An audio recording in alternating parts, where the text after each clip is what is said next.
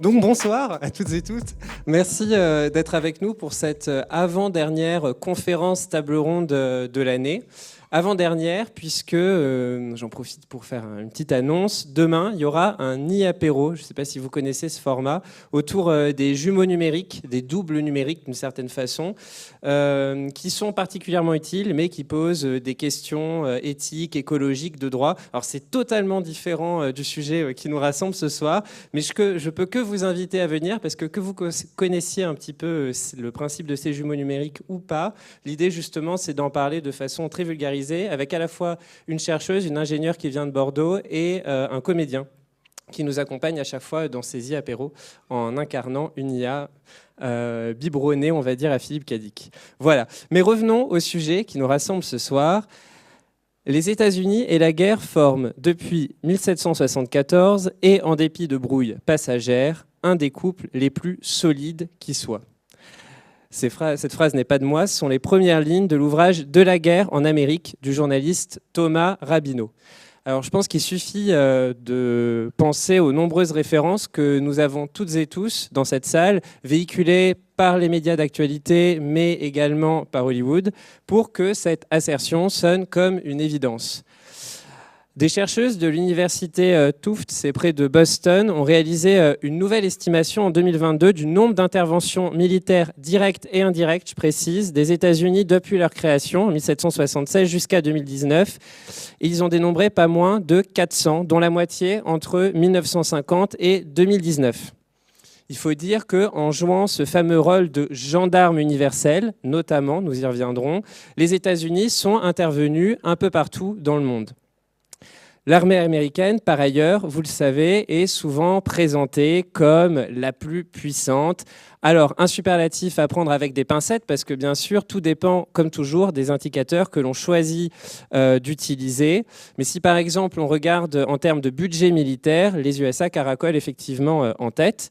Et puis, c'est aussi 200 000 soldats américains, me semble-t-il, basés en permanence à l'étranger, plus de 800 bases, on en reparlera également, qui permettent d'intervenir en quelques heures partout sur la planète. Donc on pourrait dire d'une certaine manière que la force militaire des États-Unis semble conjuguer l'omnipotence avec l'omniprésence.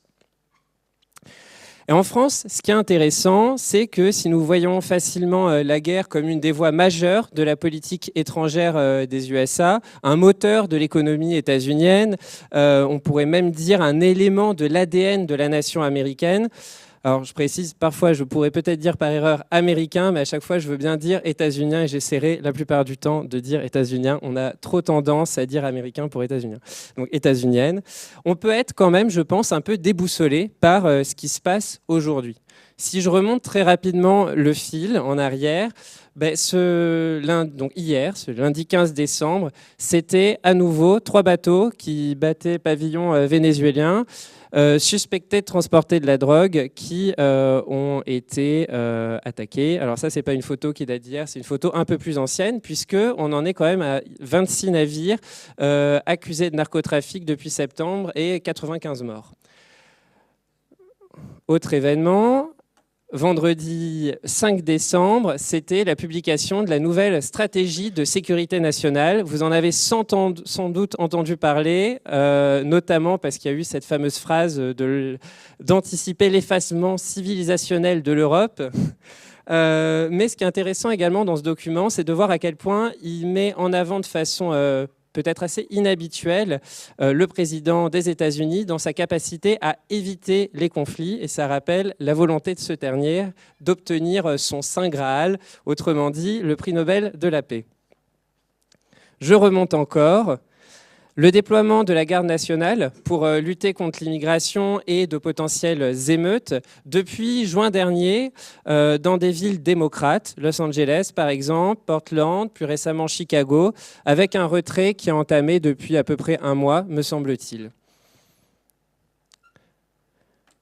Le 30 septembre, cette fois-ci, c'était le grand rassemblement du Haut Commandement militaire en Virginie, à Quantico, plus précisément la base militaire Quantico, organisé par Pete Hegseth, je pense peut-être Exes, sans motif annoncé, je le précise, et il a vraiment rassemblé l'ensemble des 800 généraux et amiraux américains au même endroit, ce qui était, me semble-t-il, du jamais vu. C'est l'élément important à avoir aussi en tête, au-delà des fameuses phrases qui ont pu être prononcées, qui ont été relayées dans les médias. Et puis, si je remonte encore, bien sûr, il y a eu en juin la frappe surprise contre les sites nucléaires iraniens à l'encontre du droit international, on peut le dire, et sans consultation des autres nations. C'était la fameuse opération Marteau de minuit. Voilà, avec cette photo qui est pas mal circulée dans les médias de l'avant-après sur un des sites. Alors, si on tisse ensemble tous ces faits, qu'est-ce qu'on pourrait y lire ? Peut-être, pour mieux les comprendre, s'agit-il d'aller plus en arrière que ce que nous pouvions connaître avec l'administration Biden, Obama, Bush même, pour à la fois comprendre la politique qui est menée par le gouvernement Trump, ça y est, je prononce enfin son nom, et s'intéresser au regard au pluriel, j'insiste, que portent les États-Unis sur l'orientation militaire de leur pays, sur la place qu'occupe le fait militaire dans leur nation, dans leur société, sur la puissance militaire, les héros de guerre. Et avec nous, pour en parler, Anne-Lorraine Bujon, qui est directrice de la revue Esprit depuis 2020. Vous en étiez auparavant la rédactrice en chef. Vous avez étudié par ailleurs la civilisation et la littérature nord-américaine. Et puis, je précise que vous avez assuré un cours sur la politique étrangère des États-Unis à l'INALCO jusqu'en 2017. Julien Zarifian, vous êtes professeur des universités en civilisation nord-américaine, plus spécifiquement des États-Unis, à l'Université de Poitiers, et vous êtes membre junior de l'Institut universitaire de France, jusqu'à cette année, me semble-t-il. Voilà. Et je précise, par ailleurs, puisque vous avez une affiche qui est justement juste derrière Julien, que vous avez contribué dans le numéro actuel de l'Actualité Nouvelle-Aquitaine, de la guerre, justement, en lien avec l'événement que nous organisons ce soir. Un article que vous avez écrit sur les États-Unis et la guerre, que c'est surprenant. Et par ailleurs, vous avez également écrit dans le prochain numéro qui sortira, et je le révèle ce soir, qui portera sur l'alimentation et la santé, une recette familiale. Voilà, tout autre sujet. Alors, je vous propose, pour commencer, de laisser la parole à Julien Zarifian. Ensuite, nous écouterons Anne-Lorraine Bujon et nous échangerons ensemble. Et je vais poser des questions avec Daria Tabachi, qui m'accompagne ce soir et que je tiens à remercier tout particulièrement d'avoir accepté de remplacer Jean-Luc Terradios, le rédacteur en chef de la revue, qui normalement devait animer avec moi la rencontre de ce soir. Voilà, on a travaillé ensemble pour préparer évidemment pas mal de questions, mais l'idée c'est évidemment d'être dans un échange comme souvent, et donc vraiment n'hésitez pas à poser des questions sur des problématiques en lien avec le sujet, et notamment après les deux interventions de nos intervenants. Voilà, l'idée c'est qu'on échange ensemble. Et donc Julien, je vais te laisser la parole pour justement, comme je disais, c'est important d'avoir un regard un petit peu en arrière pour mieux comprendre peut-être ce qui se passe aujourd'hui et même comprendre plus largement le fait militaire dans la société états-unienne. Et donc, je te propose de nous faire un petit peu une approche historique en nous montrant ce qu'on peut tirer de différents faits. Alors, c'est bon, oui. Alors, ouais. Ça vient la suite, normalement ? Non, tu as appuyé et c'est bon. Oui, de toute façon, c'est pas urgent. Restons sur cette image quelques instants. C'est pas.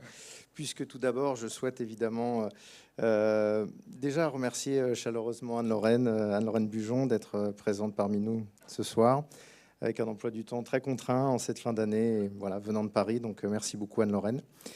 Et puis, merci évidemment à l'Espace Mendès France et en particulier à Johan, Jean-Luc Terradios aussi, mais Johan en particulier, puisque c'est avec Johan que j'ai, je dirais, commencé en fait à réfléchir un peu en profondeur à ce sujet, les États-Unis et la guerre, un sujet qui m'intéresse depuis longtemps et que je portais sans doute en moi de par mon parcours et mes travaux précédents. Mais c'est vraiment avec Johan et dans le cadre du numéro de la revue Actualité Nouvelle-Aquitaine dont Johan a parlé que j'ai commencé à creuser cette question. Donc merci pour ça, Johan, et merci pour l'organisation et évidemment aux équipes de l'Espace Mendès France.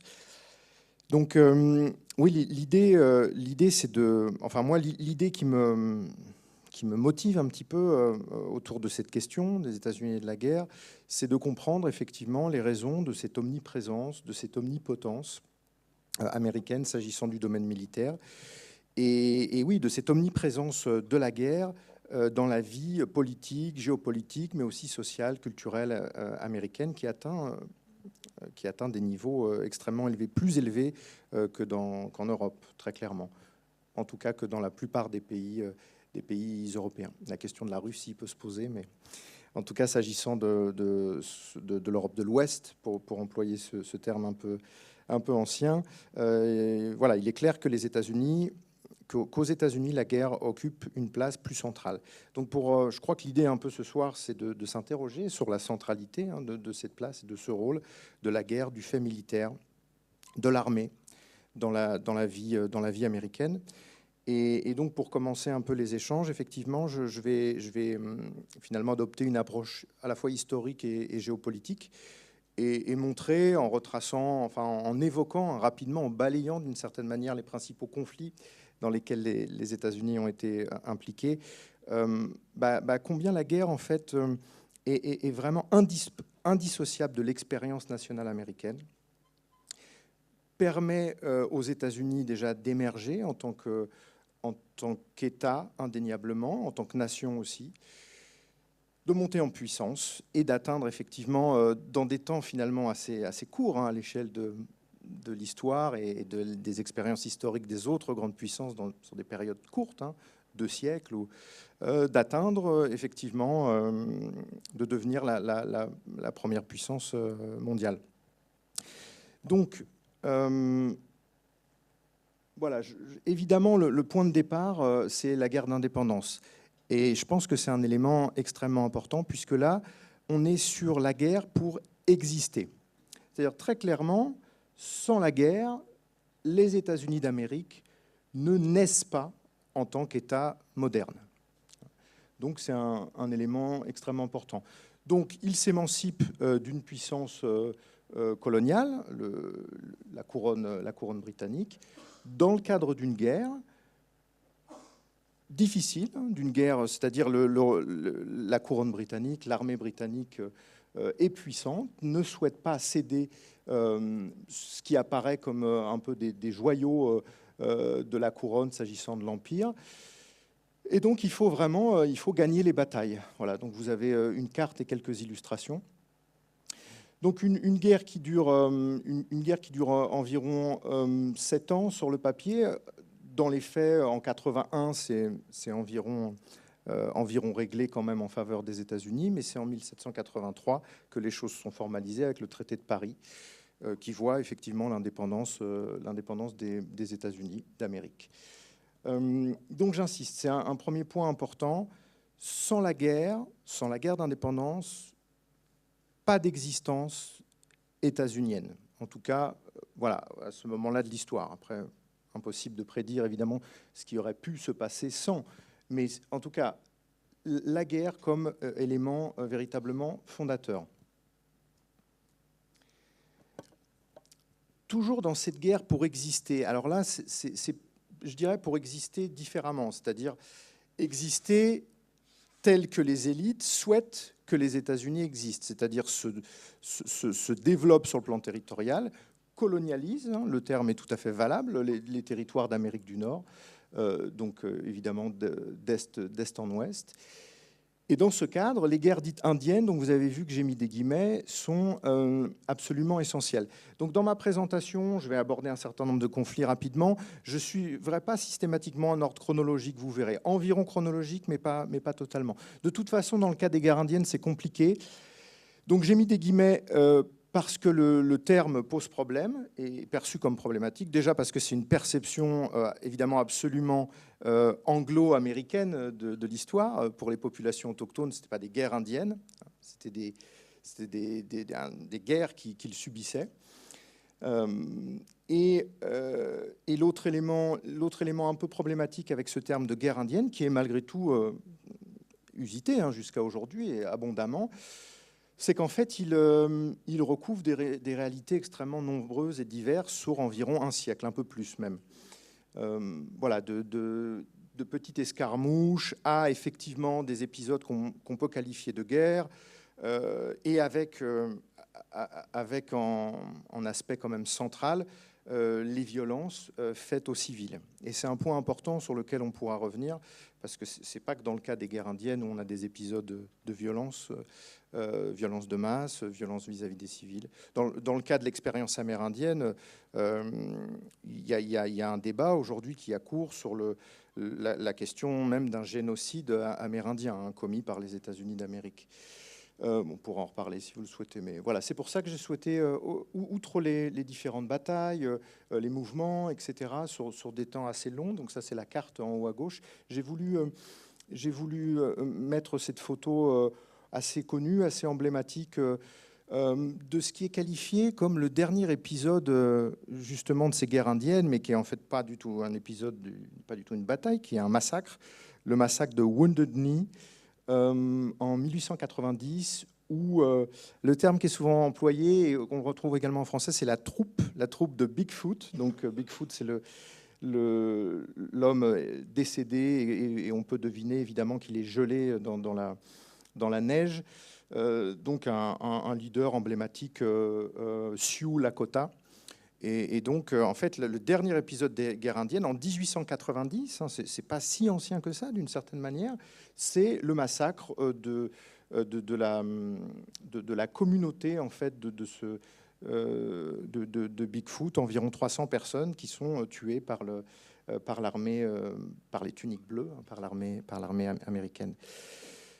Donc voilà. Donc là, j'insiste sur cette dimension, si vous voulez, sur la tragédie humaine dont il est question. Et d'ailleurs, une petite parenthèse rapide, même si l'idée ce soir, c'est de parler de la guerre de manière un peu, comment dire, un peu distanciée, un peu géopolitique peut-être.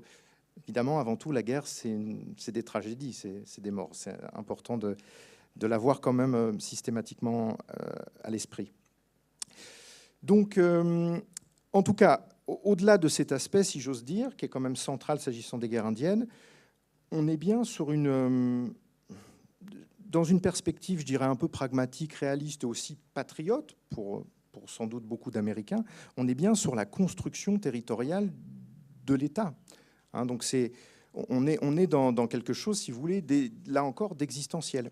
C'est-à-dire dans la vision d'un certain nombre d'Américains à l'époque, tout au long du XIXe siècle, l'enjeu est vraiment d'atteindre la côte pacifique.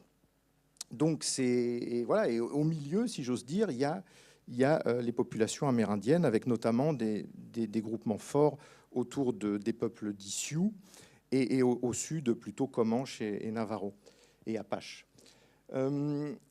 Donc voilà, un mot aussi important, parce que je n'ai pas le temps de trop développer, quoi que je vais en dire. Je peux passer à la slide suivante et évoquer un autre épisode important. Je vais le faire plus brièvement, d'autant que c'est plus circonscrit dans le temps. Là, évidemment, on parle de la guerre. Et on parle de la guerre dans l'expérience notamment politique, et là, en l'espèce territoriale, de conquête américaine. Il n'y a pas que la guerre non plus. Je ne veux pas donner l'impression ce soir que l'expérience américaine est faite que de guerre. Même sur le plan de l'expansion territoriale, on a évidemment la diplomatie. Comme vous le savez sans doute, la Louisiane, qui est à ce moment-là un territoire immense, gigantesque, est acheté en 1803 à la France de Napoléon, l'Alaska plus tard, etc. Il n'y a pas que la guerre. Il se trouve que la guerre est quand même un élément, je dirais, récurrent et essentiel dans cette construction. Là, en l'occurrence, je parle du territoire américain tel qu'il se construit au XIXe siècle. La guerre États-Unis-Mexique, j'insiste pas trop, mais c'est un épisode important. En plus, ça prend la suite d'un autre épisode spécifique sur le Texas. Je n'ai pas le temps non plus de développer. Mais là encore, si vous voulez, aujourd'hui, avec distance, et évidemment que c'est un épisode essentiel pour les États-Unis. C'est à ce moment-là que les États-Unis acquièrent des territoires immenses qui vont devenir la Californie, le Nouveau-Mexique, l'Arizona, une partie du Texas également. Donc vous voyez, en fait, là encore, sans la guerre, d'autres choses auraient sans doute pu se passer. L'État américain aurait continué d'exister, évidemment, au milieu du 19e siècle. Mais sans la guerre, l'acquisition de ces territoires à la fin de la première moitié du 19e siècle ne se fait pas. Donc vous voyez le côté, là encore, essentiel dans cette expérience nationale américaine. Alors je reviens un petit peu en arrière. Je vous parlais de la guerre pour exister, hein, en tant qu'État. Là, c'est plutôt la guerre pour survivre. Il y a une petite nuance que vous décelez sans doute entre exister et survivre. Là, l'idée de survie, c'est parce qu'en fait, là, sans la guerre, c'est l'idée même d'État qui peut être remise en cause. Ce n'est pas le cas des guerres indiennes, par exemple. On est sur une expansion territoriale. Ce n'est pas le cas de la guerre contre le Mexique. Là, en 1812, une guerre a lieu à nouveau avec le Royaume-Uni, enfin avec la couronne britannique. Je ne crois pas qu'on l'appelle Royaume-Uni encore. Et il y a vraiment le risque que les États-Unis perdent la guerre et redeviennent une colonie, des colonies en l'occurrence, de la couronne britannique. Donc vous voyez là encore, bon, les États-Unis gagnent. Là encore, non pas facilement. C'est une guerre qui dure plusieurs années, avec des batailles sur des territoires vraiment déjà considérables, avec une dimension navale qui est assez forte, etc., etc. Mais voilà, là encore, vous voyez, dans la perception américaine, si on se met un peu dans la peau, je ne sais pas si on peut dire de l'américain moyen, mais en tout cas d'un certain nombre d'Américains patriotes, raisonnablement patriotes, qui ont étudié l'histoire à l'école, etc., bah pour eux, là, c'est une question de survie. Sans cette guerre, bon, il y a risque que les États-Unis n'existent plus, littéralement. Vous voyez, ce n'est pas des choses qu'on a vraiment dans l'expérience nationale française. On l'a un peu, il y a des risques parfois d'une forme d'élimination, il y a ces risques-là, mais quand même, l'existence de l'État même est moins facilement remise en cause, je dirais, que là, en l'espèce, en 1812. Et alors, un autre épisode, une autre guerre, hein, qui me semblait importante d'évoquer, là encore, parce qu'il est question de survie, en tout cas de survie dans l'idée de l'État qui existe au moment en question, c'est-à-dire en 1861. Parce qu'évidemment, autre chose aurait pu émerger de cette guerre de sécession, hein, deux États en l'occurrence, hein, le Nord et l'Ouest et le Sud. Mais en tout état de cause, pour que l'État américain, états-unien, demeure tel qu'il était à ce moment-là, et puis tel qu'on le connaît jusqu'à aujourd'hui, il y a encore cette espèce de caractère indispensable de la guerre. D'autant plus indispensable qu'on parle d'une guerre, évidemment, entre Américains. Je ne rentre pas dans les détails, vous savez un peu de quoi il s'agit. Hein. C'est essentiellement sur la question de l'esclavage que se joue cette guerre, même totalement ou presque totalement sur la question de l'esclavage. Le reste, c'est des nuances de mon point de vue. Mais, et l'esclavage qui est en passe d'être aboli par la volonté plutôt du Nord fait que les chefs politiques et militaires du Sud font sécession et créent en fait un État sécessionniste. La Confédération, formée de 11 États, si je ne me trompe pas, les États confédérés. Et oui, et donc le Nord, en fait, n'accepte pas. On aurait pu imaginer que le Nord accepte cet état de fait, mais non, parce que dans la vision de la plupart des leaders de l'époque, dont les parents, les pères, les grands-pères se sont battus pour l'indépendance, ou les arrière-grands-pères peut-être à ce stade. Bon, bah, l'idée, c'est de maintenir vraiment un État états-unien continental et avec l'assise et le pouvoir qui est le sien. Donc on n'accepte pas la sécession. Il y a d'autres dimensions également, économiques, etc. Mais tout ça pour dire qu'on est prêt quand même à s'entretuer. Et une guerre qui, en environ 4 ans, alors en général, on disait 500 000 morts, mais en fait, les estimations sont revues à la hausse. On est sur encore plus de, sans doute 600 000, 700 000, et après il y a aussi, enfin dont environ 50 000 civils, enfin des Américains hein, qui tuent d'autres Américains. 600 000, 700 000 morts, vous vous rendez compte si on essaye d'imaginer des comparaisons en fonction de l'échelle. Je ne sais pas, il y a peut-être 100 millions d'Américains à ce moment-là, peut-être. Enfin, c'est absolument considérable. Mais là encore, la guerre apparaît comme la seule solution. La seule solution, en tout cas, pour maintenir cette idée d'un État états-unien sur le territoire qu'on lui connaît. Et alors, juste une parenthèse pour faire un tout petit lien avec les guerres indiennes, entre guillemets. Je trouve ça assez fascinant qu'en fait, à ce moment-là, une partie du territoire états-unien n'est pas sous le contrôle formel des autorités de Washington, et encore contrôlée par des groupes, par des nations amérindiennes, hein, sur une partie extrêmement importante du centre-ouest des États-Unis, et même une partie de la côte ouest, hein, dans les années 60, le nord de la Californie et au-delà, l'Oregon, et c'est très peu contrôlé. Et d'ailleurs, les États de ces territoires ne sont pas encore des États de l'Union. Il s'agit de territoires qui ne sont pas encore intégrés. Mais malgré tout, on se bat pour cette idée, voilà, des États-Unis, d'Amérique, telle qu'on les connaît à ce moment-là. Alors, j'ai mis une image sur la droite montrant en fait alors c'est ce qu'on appelle en français un fusil à répétition. C'est les premières fois qu'on utilise des fusils à répétition qui sont capables de tirer en fait plusieurs balles. Voilà, c'est des cartouches si vous voulez. Et donc juste pour vous dire que la guerre c'est aussi ça, c'est des innovations dans le domaine technique, technologique. Voilà, on n'aura sans doute pas le temps de trop en parler. Et puis souvent, enfin moi j'ai pas la compétence pour aller trop loin sur ces terrains, mais la guerre de sécession est souvent décrite par les spécialistes comme la première guerre moderne. Pour cette raison et pour d'autres également. Et aussi la première guerre un peu totale, si vous voulez. C'est pour vous montrer hein, la mesure aussi dont il est question. Alors, j'insiste pas trop, mais c'est un point intéressant parce que là, on passe au début du XXe siècle, alors à toute fin du XIXe avec la guerre hispano-américaine, mais on entre dans une dimension différente. Là, on n'est plus sur de l'existentiel, on n'est plus sur de la survie. On est sur des guerres qui vont permettre aux États-Unis de rayonner et de dominer. Là, on est sur autre chose. Là encore, ça ne va pas de soi, d'autant qu'il y a des courants isolationnistes qui sont forts. Je n'ai pas le temps de développer, mais en tout cas, cette idée de domination géopolitique devient importante à ce moment-là, avec cette guerre hispano-américaine qui commence à Cuba, mais qui s'étend dans d'autres parties du monde, dont les Philippines, par exemple, sur lesquelles les États-Unis vont avoir un contrôle pendant plusieurs années. Je passe, mais vous voyez l'idée. Là, on entre dans du géopolitique. Quelques mots sur les deux guerres mondiales qui sont des moments vraiment importants. J'ai pas trop le temps de développer. Il y a plusieurs raisons, à mon avis, pour lesquelles c'est des temps extrêmement importants, les deux guerres mondiales. Mais je dirais principalement parce que les États-Unis montrent véritablement les muscles, si j'ose dire, leur puissance. Alors, ils avaient déjà gagné la guerre précédente contre une puissance européenne, contre l'Empire espagnol, ce qui ne va pas de soi. Mais là, en fait, dans les deux cas, l'entrée en guerre des Américains s'avère déterminante. Un peu moins lors de la Première Guerre mondiale, mais sur la Seconde Guerre mondiale, déterminante.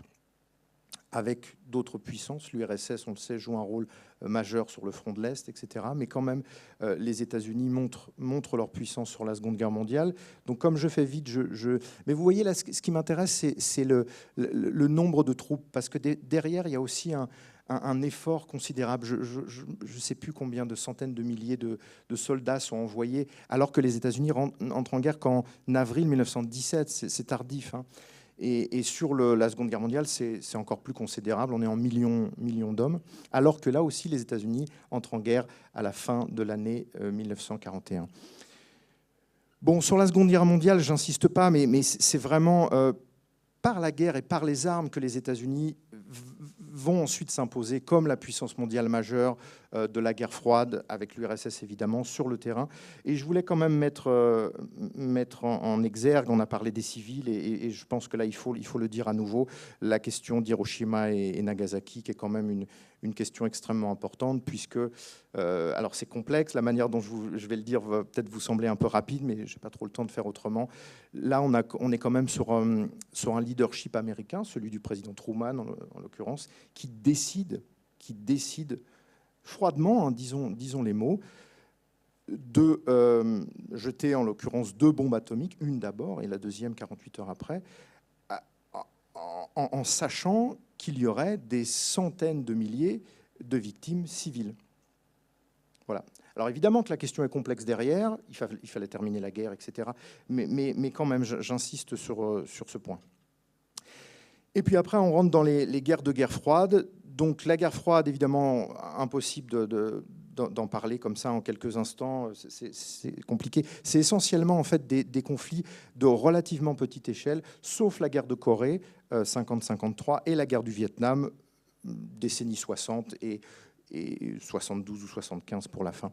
Et là, j'ai voulu vous mettre, là encore, la question des civils, puisque sur la photo de gauche, c'est une photo qui est prise immédiatement après un massacre majeur, celui de My Lai, en 1968, donc, où des villageois vietnamiens sont tués par une brigade, je crois, américaine. Et je voulais mettre aussi sur la droite deux captures pour parler aussi de culture populaire et de la place de la guerre dans la culture populaire, de films majeurs, évidemment, Rambo d'abord, et Apocalypse Now, mais il y en a beaucoup d'autres sur la guerre du Vietnam. La guerre du Vietnam laisse une trace extrêmement importante, comme on le sait, jusqu'à aujourd'hui. Et pour terminer, quelques mots sur les guerres, je dirais, post-guerre froide. Donc pendant la guerre froide, la guerre, c'est toujours pour affirmer une forme de prédominance, hein, en l'occurrence contre l'URSS, se maintenir en fait hein, au niveau du leadership mondial, et en l'occurrence empêcher que l'autre État majeur, l'URSS, prenne le dessus, et le communisme prenne le dessus. Sur l'après-guerre froide, il y aurait évidemment 1000 choses à dire, mais l'idée en fait demeure un peu la même.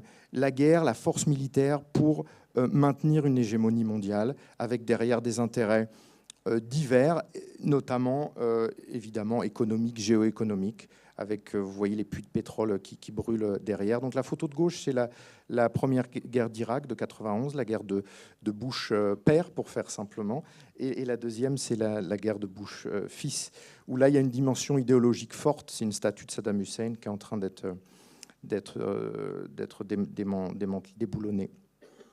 Voilà, je m'arrête là et je passe la parole avec plaisir à Anne-Lorraine.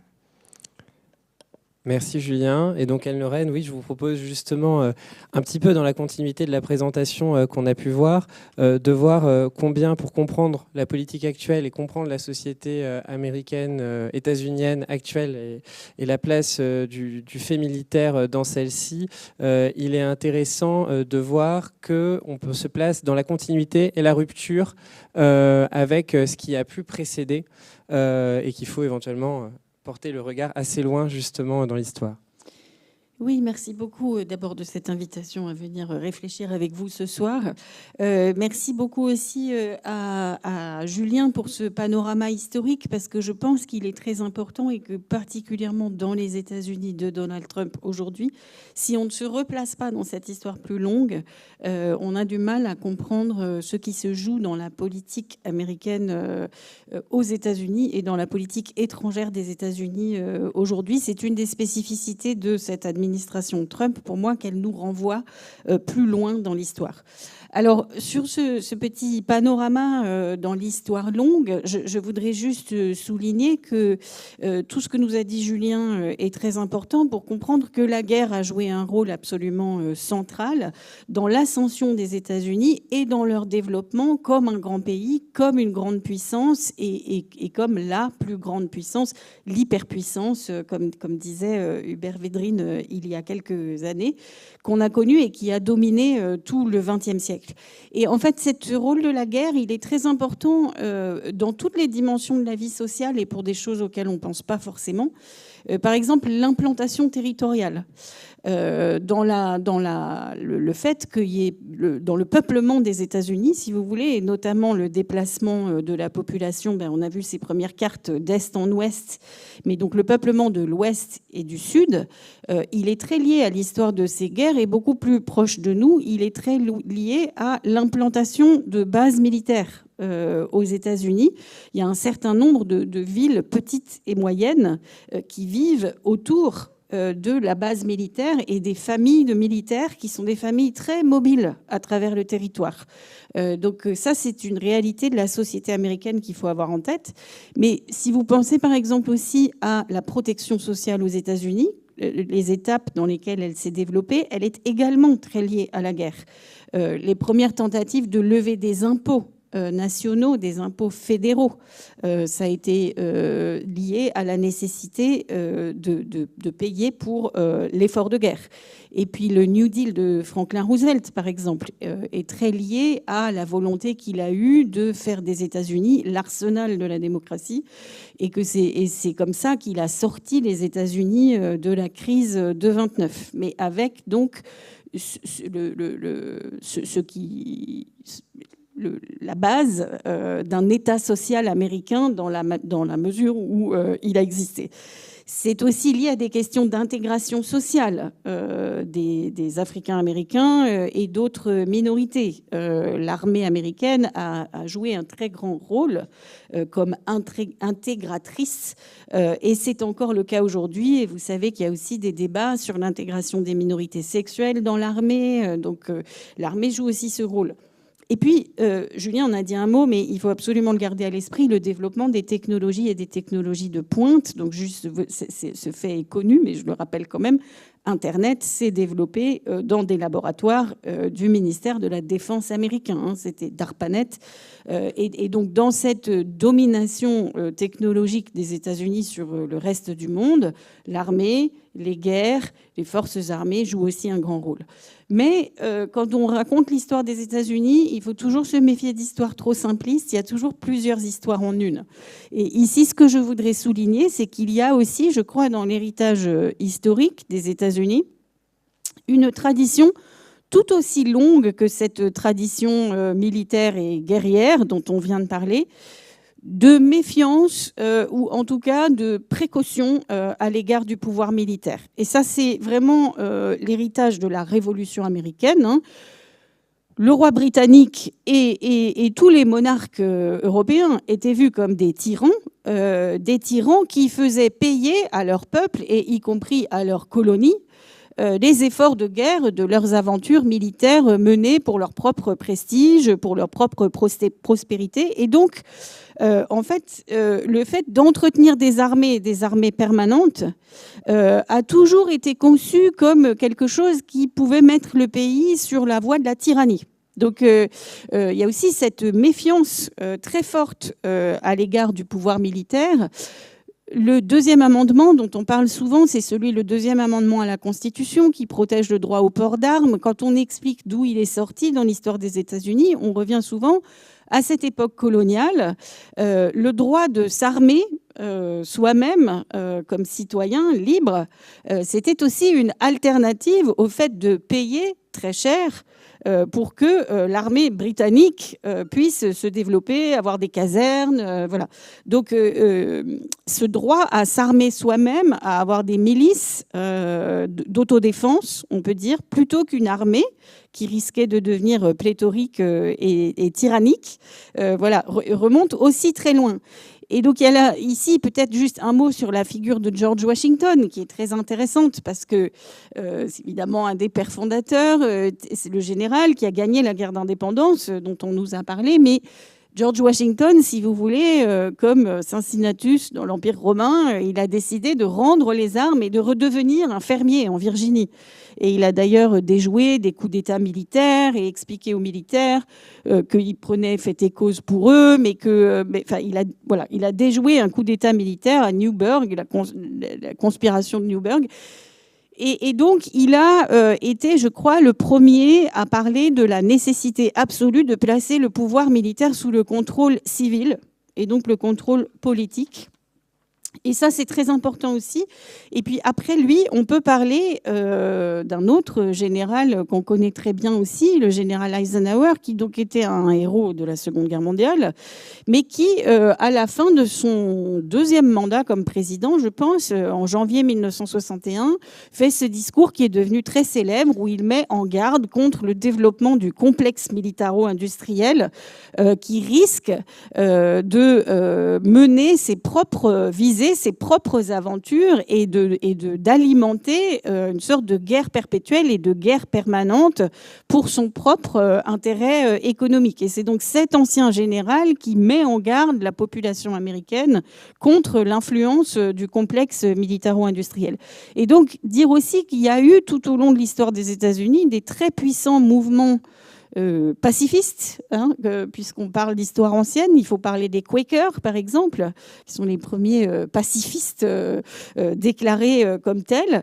Et puis, au moment du Vietnam, bien sûr, les grands mouvements, des grands mouvements anti-guerre, Woodstock, Make Love Not War, tout ça vient aussi de l'histoire des États-Unis. Et c'est lié à l'histoire des droits civiques. Donc il y a aussi ces grandes figures du pacifisme.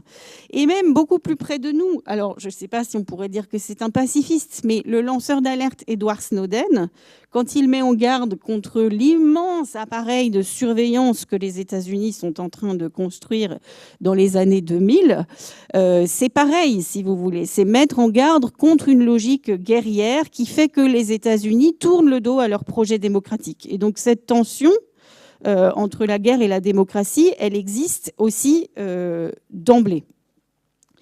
Et vraiment, il y a quelques semaines, j'en vois encore une trace dans le fait que si représentants de la nation, enfin 6 représentants de la Chambre des représentants, 4 représentants et 2 sénateurs ont publié une vidéo à l'intention des forces armées dans laquelle il rappelait que c'était le devoir éthique, moral, déontologique de soldats de désobéir s'ils recevaient des ordres illégaux. Donc, dans le contexte où se développent notamment ces frappes contre les bateaux dans les Caraïbes.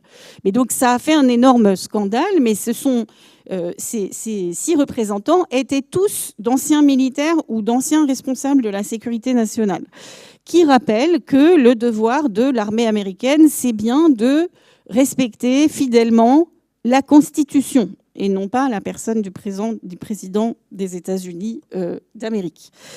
Alors justement, je voulais en venir, je vois qu'on est beaucoup trop long, mais je vais aller au pas de course.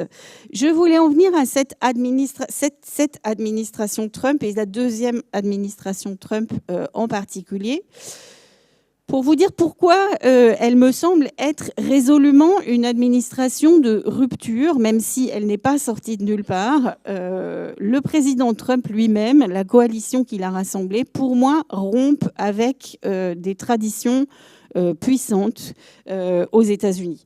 Alors, ils ne sont pas sortis de nulle part, il y a un contexte, et le contexte, je vais le résumer au tournant qu'a représenté le 11 septembre. Et la rupture majeure qu'a représentée dans les imaginaires américains et dans la politique américaine cette attaque contre les 2 tours jumelles. Les États-Unis n'avaient pas subi d'attaque sur leur territoire depuis Pearl Harbor. On le sait, on le dit souvent. Et ça les a plongés dans un contexte où, par ailleurs, ils étaient très travaillés par la question de leur déclin. Ça les a plongés dans des nouvelles formes de guerre. Alors, c'est d'abord de cette époque, après le 11 septembre et la guerre contre la terreur qui a été déclenchée à ce moment-là. Guerre contre le terrorisme, guerre contre la terreur, mais on voit bien qu'ici, on change de nature. C'est pas une guerre contre une autre puissance, c'est pas une guerre pour conquérir un territoire, c'est une guerre contre un phénomène politique et c'est une guerre qui n'est pas gagnable. C'était une guerre qui, sans doute, formulée comme ça, était condamnée à être une guerre sans fin. Mais plusieurs choses qui caractérisent des États-Unis contemporains datent de cette époque. D'abord, une augmentation phénoménale des pouvoirs du président des États-Unis, qui normalement, pour tout ce qui concerne la guerre, est surveillé, contrôlé de près par le Congrès, notamment parce que c'est le Congrès qui a les cordons de la bourse aux États-Unis. Donc, si on finance un effort de guerre, c'est le Congrès qui peut le financer. Et donc, le président est censé s'en remettre au Congrès en partie. Il y a des grands débats sur les pouvoirs que la Constitution donne au président ou pas, mais je me bornerai à dire qu'après le 11 septembre, il y a eu un renforcement des pouvoirs du président et qu'on est encore aujourd'hui dans cette trajectoire de donner beaucoup plus de pouvoir au président des États-Unis qu'il n'en a jamais eu, à tel point qu'aujourd'hui on peut se demander s'il n'est pas déjà une sorte de tyran comme celui que redoutaient les premiers révolutionnaires.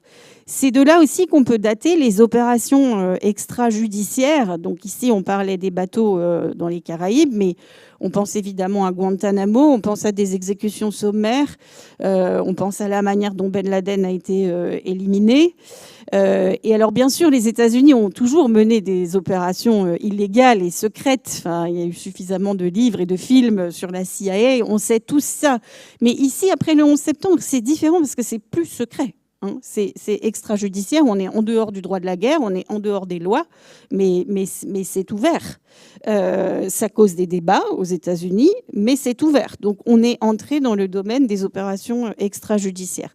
C'est aussi de cette époque que date la création du département, the Department of Homeland Security, donc le département de la sécurité intérieure, du territoire national.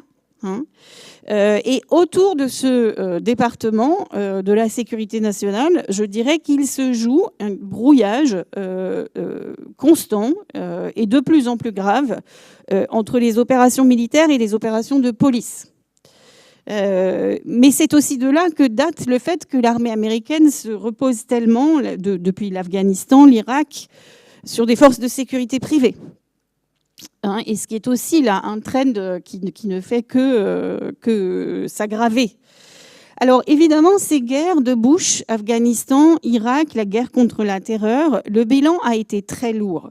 Ce sont des guerres qui ont coûté très cher, ce sont des guerres qui ont causé beaucoup de pertes civiles, surtout en face. Et ce sont des guerres qui ont très largement entamé le crédit moral des États-Unis. Et ça, c'est très important parce que dans leur prétention de défendre à la fois leurs intérêts et leurs valeurs, cet épisode, Afghanistan-Irak, rappelle beaucoup le Vietnam et le malaise qui a suivi la guerre du Vietnam. Tout d'un coup, la vocation des États-Unis à défendre la démocratie à travers le monde est totalement mise en cause. Là où ils étaient sortis victorieux de la Seconde Guerre mondiale, c'est ce qu'ils appellent encore the good war. Ici, ce sont de mauvaises guerres. Le Vietnam était une mauvaise guerre pour les États-Unis. L'Afghanistan, l'Irak ont été de très mauvaises guerres pour les États-Unis. Et je dirais que les 3 derniers présidents des États-Unis sont sortis de ce marasme, de cette débâcle, de cette perte de crédit moral, de cet échec des guerres de Bush en Afghanistan et en Irak. Obama, parce qu'il avait voté contre, il était un des rares représentants à avoir voté contre ces guerres, et il a fait, vous vous souvenez, ce grand discours du Caire, du Caire en Égypte, nous ne sommes pas en guerre contre d'autres civilisations. Voilà, donc vous pouvez dire, Obama a gagné, bien qu'il soit noir, parce qu'il était opposé aux guerres de Bush. Je pense que ça a été essentiel dans sa campagne et dans son élection. Mais Biden aussi, qui a développé une politique étrangère en disant que c'était une politique étrangère pour les classes moyenne américaine, donc c'était sa version de America First. Et évidemment Trump, qui a parlé depuis le premier jour de sa première campagne contre ce qu'il appelait les guerres éternelles, Forever Wars, qui distrayaient les États-Unis de leur intérêt national et développait toute sa théorie, sa doctrine America First, comme une sorte de contrepoint aux guerres de Bush. Alors, rupture maintenant. Aïe, aïe, aïe.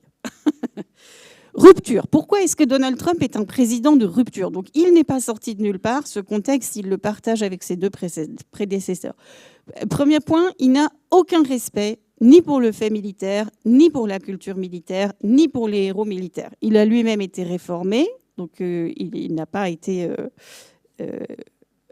mobilisé. Il a refusé d'assister à des commémorations de l'armistice en 2018 parce qu'il pleuvait et qu'il ne voulait pas aller dans les cimetières militaires quand il pleut. Il s'est moqué de la mémoire de soldats revenus amputés, mutilés de la guerre. Il a traité John McCain, qui a été prisonnier au Vietnam, héros de guerre, de loser. Il a dit que lui, il aimait mieux ceux qui ne se faisaient pas emprisonner. Il s'est empoigné avec son chef de cabinet, John Kelly, dont un fils est mort en Irak. Et John Kelly, juste avant la réélection de Donald Trump, a donné une interview au New York Times dans laquelle il expliquait que si Trump était réélu, il gouvernerait en dictateur et qu'il exprimait régulièrement son admiration pour les hommes forts, Hitler compris. Donc, il méprise les alliés des États-Unis. Il y a dans cette culture militaire américaine un grand respect des alliés, des alliances, de l'OTAN. Donc voilà, on sait que lui, pas du tout. Je laisse de côté pour l'instant son obsession du Nobel. Il a encore rompu avec les traditions en organisant un grand défilé militaire pour son anniversaire. Donc on dit, vous l'avez lu dans la presse comme moi, que c'est parce qu'il a été ébloui par le défilé du 14 juillet sur les Champs-Élysées, donc il en voulait un pour lui aussi.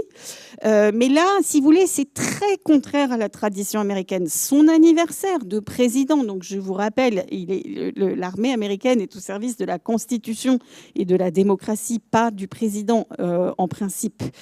Donc ce faste, ça le rapproche plus des dictateurs ou des... Voilà, de la famille royale d'Arabie Saoudite que de ses glorieux prédécesseurs. Il a aussi rompu avec cette sacro-sainte tradition de respect entre civils et militaires, où chacun garde ses distances, et notamment en nommant comme ministre de la Défense, disait-on autrefois, mais chemin faisant, ce département de la Défense est devenu le département de la guerre. Il a nommé ce personnage très controversé, Pete Hegseth, qui est ancien militaire lui-même, ancien animateur de Fox News, et qui était très contesté, y compris chez les Républicains. Et il a fallu le vote du vice-président au Sénat pour le faire nommer, parce que les gens redoutaient déjà beaucoup son incompétence crasse, qui depuis s'est vérifiée, puisque quelques mois après avoir pris ses fonctions comme ministre de la Défense, il a fait fuiter des documents secrets sur Signal en mettant un journaliste dans la boucle, ce qui a créé une vive polémique dont il n'est pas tout à fait sorti. Mais Pete Hegseth, il a aussi, par exemple, stoppé l'aide à l'Ukraine sans passer par le Congrès. Donc, encore un acte transgressif. Et puis, il est en première ligne pour toutes ces frappes sur les bateaux dans les Caraïbes. Et vous savez qu'en ce moment, il y a un énorme scandale de savoir si on a achevé des civils sur un bateau qui était encore vivant, ce qui est évidemment absolument contraire à toutes les lois de la guerre et une violation du code éthique, moral et juridique que la marine américaine a l'habitude de respecter. Dans ce grand rassemblement de 800 hauts gradés, dont vous nous avez montré la photo tout à l'heure, il a fait un discours entièrement politique, entièrement rhétorique et même idéologique contre les règles d'engagement des soldats, donc contre le droit de la guerre, les règles qu'on impose aux soldats, qui étaient décidées pour des raisons de politiquement correct. Et il a dit qu'il fallait au contraire restaurer le bon sens, la létalité maximale et l'autorité des combattants, ce qui veut dire les affranchir vraiment de toute règle, de toute loi.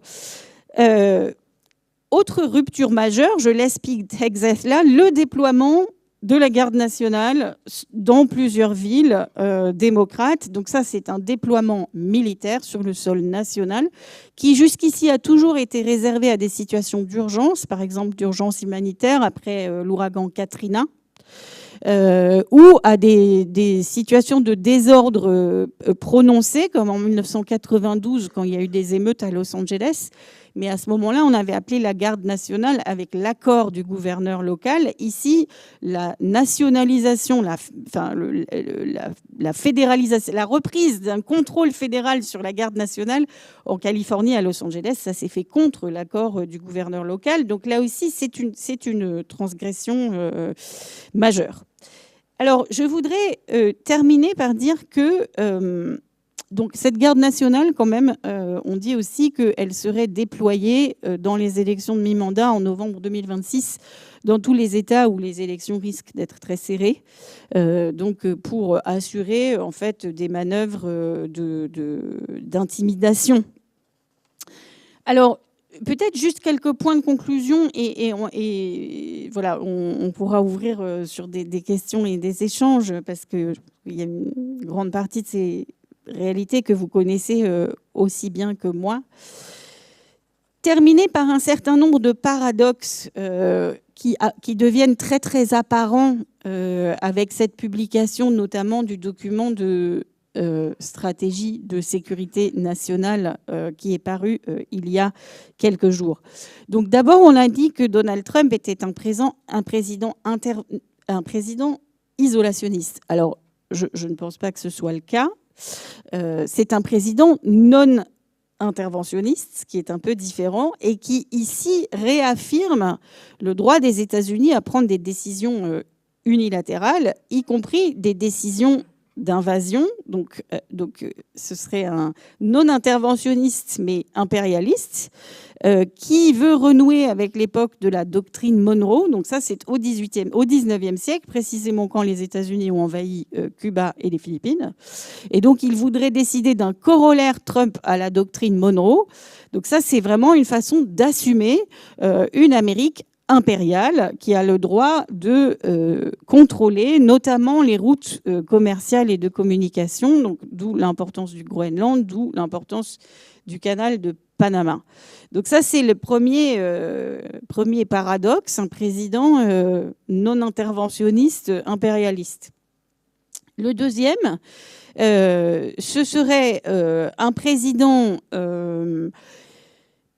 qui court désespérément derrière le prix Nobel de la paix. Ce document, cette stratégie nationale de sécurité, rappelle que grâce à lui, d'ailleurs son nom apparaît, je crois, 18 fois dans le document, enfin il est à chaque page, et il a réglé donc 8 conflits majeurs à travers le monde déjà, et ça n'est pas encore fini. Donc il court désespérément derrière le prix Nobel de la paix, mais en fait c'est un président qui arsenalise tout, c'est-à-dire qu'il transforme tout en guerre. On a affaire à une guerre commerciale, on a affaire à une guerre technologique, on a maintenant affaire à une guerre contre l'immigration, on a affaire à une guerre contre la drogue. Donc vous voyez ici qu'on est dans une poursuite de ce mouvement qui s'est amorcé, pour moi, avec les guerres de Bush contre la terreur, c'est-à-dire d'utiliser l'instrument militaire dans un cadre qui n'est pas du tout un cadre strictement militaire. Donc on se détourne des conflits militaires classiques, mais on utilise des postures, des discours, des instruments militaires pour d'autres questions, y compris des questions de politique intérieure. Le dernier paradoxe, c'est ce président de America First qui veut absolument pouvoir réaffirmer la domination, la puissance, la primauté des États-Unis, mais qui en fait, pour l'instant, a laissé sans doute se détériorer l'instrument militaire et les capacités d'armement, et ça inquiète beaucoup un certain nombre d'experts militaires aux États-Unis qui font des exercices régulièrement, et notamment sur ce qui se passerait si la Chine envahissait Taïwan. Et là, il y a toute une inquiétude qui monte. Si la Chine devait envahir Taïwan, le document, la stratégie de sécurité nationale, rappelle que les États-Unis sont engagés à défendre l'intégrité territoriale de Taïwan. Mais serait-il capable de faire face à l'armée chinoise dans la mesure où ils ont investi des trilliards de dollars. Là, la stratégie de sécurité nationale vote un budget au-dessus de 1 trilliard de dollars pour 2026.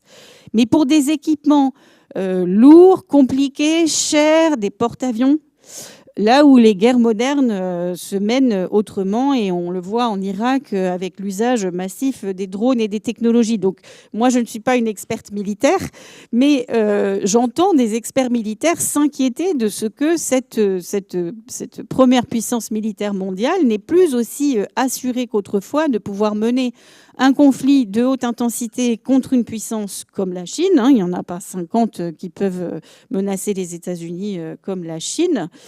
Et par exemple, ne pourrait plus assurer le contrôle des mers, dont on peut dire que, en fait, la puissance des États-Unis, l'ascension des États-Unis au rôle de première puissance mondiale, a été très liée à leur présence sur toutes les mers du globe et à leur capacité à assurer toujours la circulation, et notamment la circulation commerciale sur toutes les mers du globe.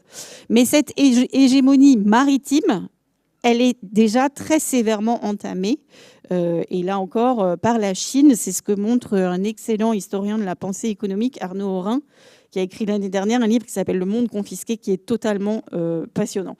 Donc Trump, si vous voulez, c'est certainement pas un président militariste, mais c'est un président qui choisit toujours d'abord la confrontation, et notamment avec ses alliés. Et c'est un président qui, face à des puissances qui peuvent réellement le menacer ou l'entraîner sur une pente très dangereuse, comme la Chine, la Corée du Nord, la Russie ou Israël, pour des raisons différentes, mais qui peuvent entraîner les États-Unis dans des aventures redoutables, en fait, fait énormément de concessions, de telle sorte qu'il ne parle que de la force des États-Unis, mais on ne sait pas si finalement ils n'incarnent pas leur réelle faiblesse en ce début du XXIe siècle. Merci Anne-Lorraine. Pour ouvrir les questions, revenir sur un point, tu disais tout à l'heure que les actes transgressifs, le fait d'agir en dehors des lois, de façon pas cachée, contrairement à ce qu'on avait pu voir auparavant, et également d'une certaine façon ne pas respecter une culture militaire de la part donc du gouvernement Trump. On l'a vu à travers plusieurs exemples qui ont été cités. Ça cause bien sûr des réactions même au sein du rang des républicains. Est-ce que ça cause des débats aussi au niveau de la population américaine? Comment les États-Unis justement perçoivent ces actions-là? Est-ce qu'il y a une division? Je ne sais pas si on a des études sociologiques là-dessus, des sondages peut-être tout simplement, qui montrent un petit peu la perception, parce que justement on a pu voir un peu toute la culture qu'il pouvait y avoir par rapport à cet héritage justement et cette place de l'armée. Je ne sais pas si l'un de vous deux aurait des réponses là-dessus.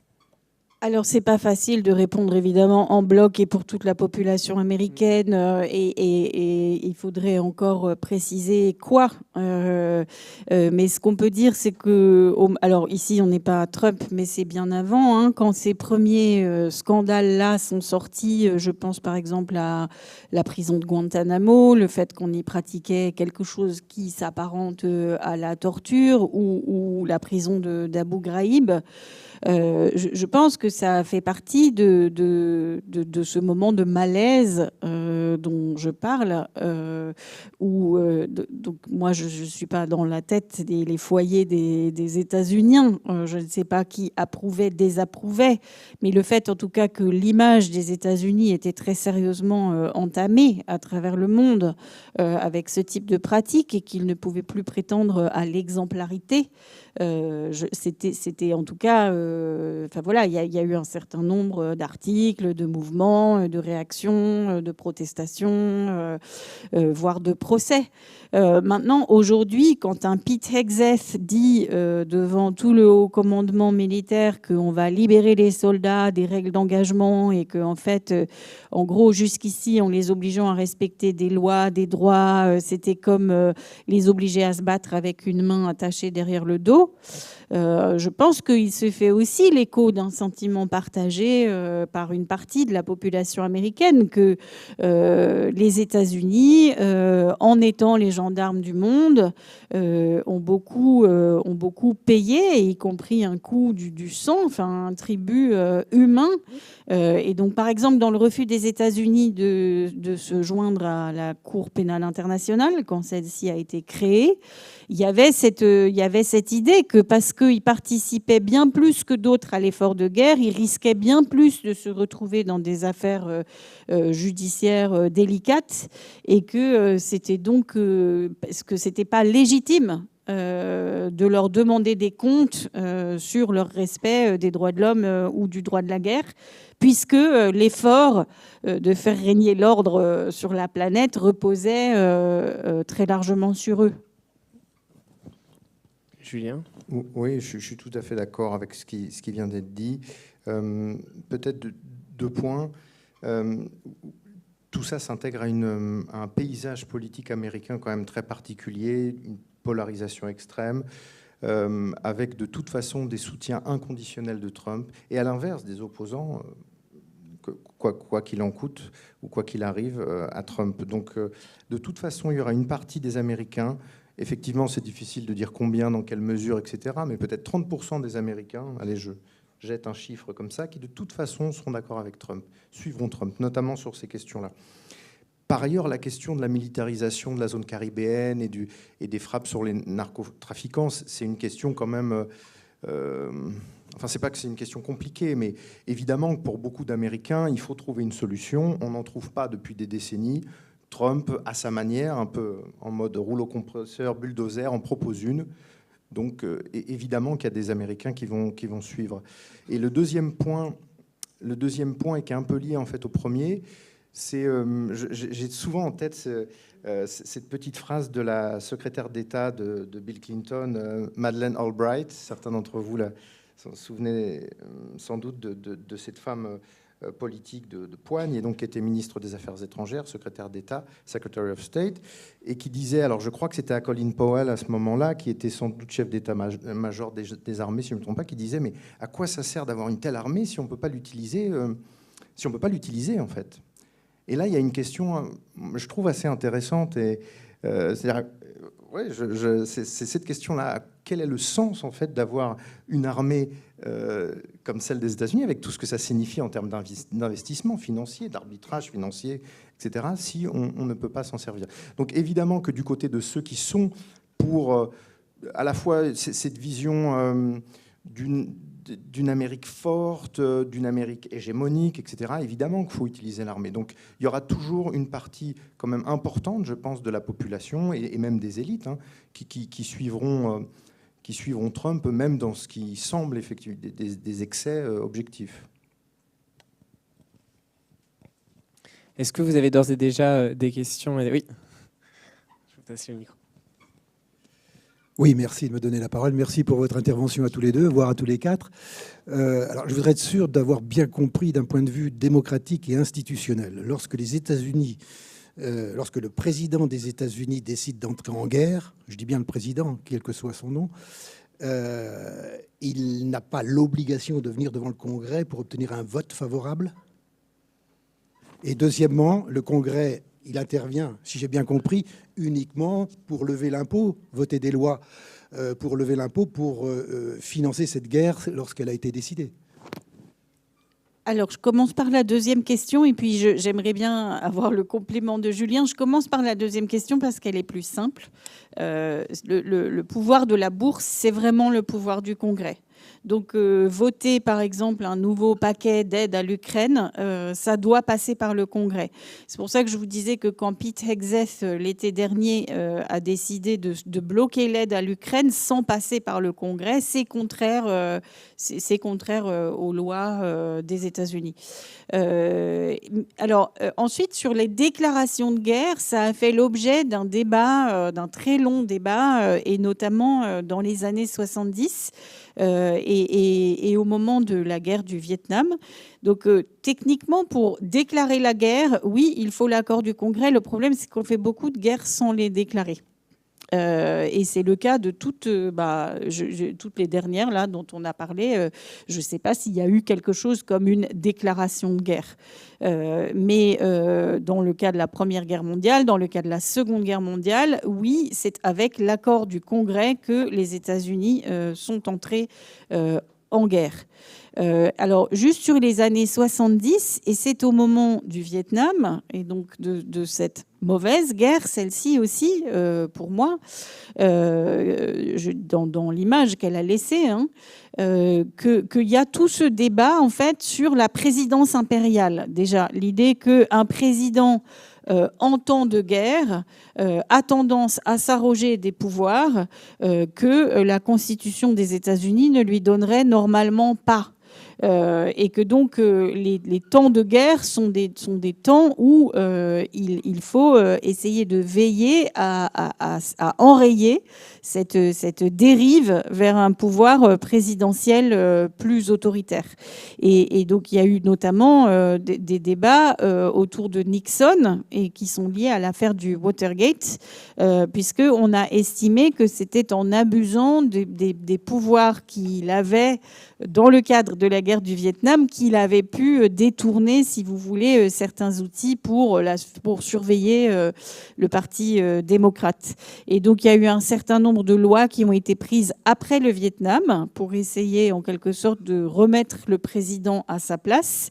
Mais ce sont notamment toutes ces lois qui sont très largement transgressées au moment de l'Afghanistan, surtout de l'Irak. Et je reviens à mon exemple d'Edward Snowden et du programme de surveillance globale. Celui-ci, il n'était possible que grâce à des pouvoirs discrétionnaires du président, dont certains estiment qu'ils étaient contraires à ce qu'autorise la Constitution. Oui, l'essentiel a été dit. L'idée, le point de départ, c'est la Constitution qui, comme souvent, essaye d'établir un équilibre en fait entre les différents pouvoirs sur cette question de la guerre notamment, et avec l'idée que les guerres doivent être déclarées formellement par le Congrès, mais que le président est néanmoins chef des armées. Ce qui laisse une latitude en fait de ce fait à l'exécutif. Une bonne partie je dirais de l'effort un peu de l'exécutif dans ce domaine a été de contourner cet article de la Constitution qui dit que les guerres doivent être formellement déclarées par le Congrès. Je crois qu'il n'y a que 5 guerres qui ont été formellement déclarées par le Congrès.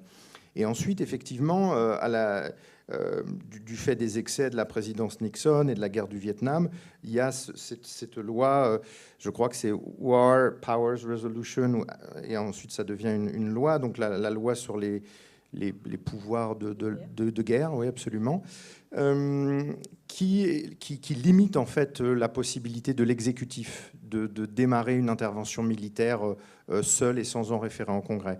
Le problème, c'est que l'idée avancée par l'exécutif et un certain nombre de constitutionnalistes, etc., et d'experts, c'est que de plus en plus, à mesure que la guerre se modernise, au fil du 19e siècle, 20e siècle, etc., il y a un besoin de réactivité qui n'est pas possible par les procédures en fait, du Congrès. Donc un besoin de réactivité que seul l'exécutif est capable, et aussi parce que c'est souvent l'exécutif qui a un niveau de connaissance précise à un moment donné, en fait, de terrain, etc., et qui est donc en mesure de lancer des troupes quand le besoin se fait sentir. Donc normalement, cette loi de 73, si je ne me trompe pas, est censée limiter en fait cette possibilité de l'exécutif. Mais là encore, donc je crois que l'exécutif se doit de référer au Congrès sous 24 ou 48 heures en fait toute action militaire, et ensuite ne peut pas laisser les troupes en action peut-être plus de 60 jours s'il n'y a pas un accord du Congrès ou quelque chose comme ça. Mais évidemment, ils n'ont eu de cesse, l'exécutif n'a eu de cesse de contourner en fait ces contraintes. Une autre question, oui.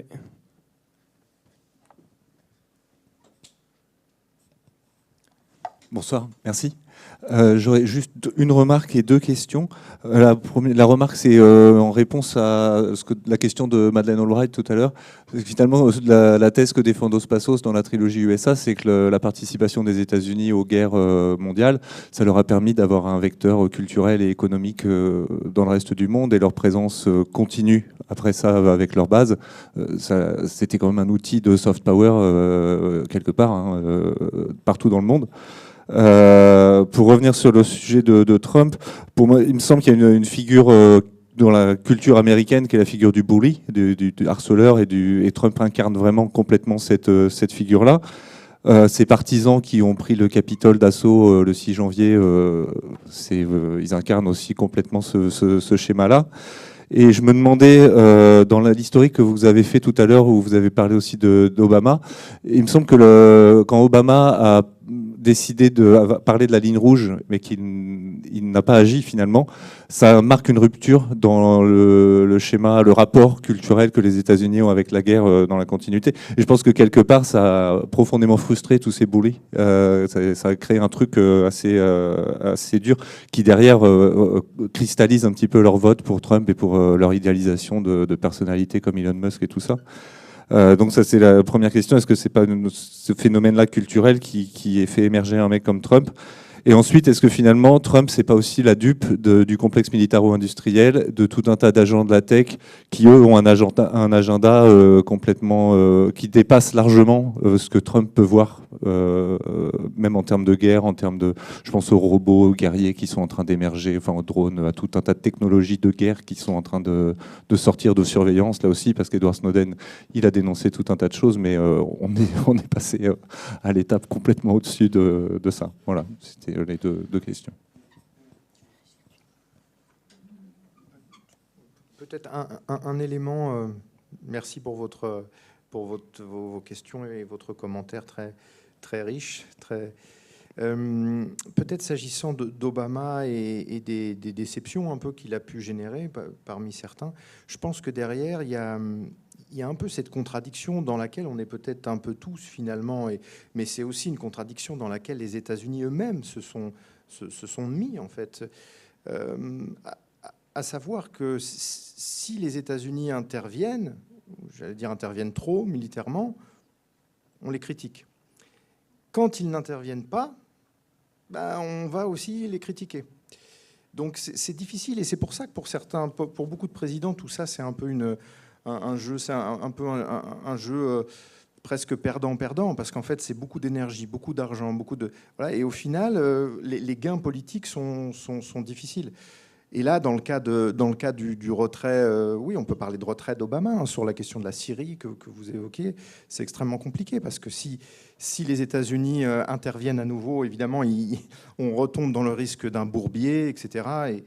Et en même temps, quand il y a des civils qui sont massacrés, si les États-Unis n'interviennent pas, ou parfois la France, où des questions se sont posées pour la France, au Rwanda par exemple, on critique aussi, l'inaction, absolument. Donc c'est un peu un jeu à somme nulle, ou une spirale. Oui, merci beaucoup, parce que je pense que cette question de la ligne rouge, elle est vraiment très importante.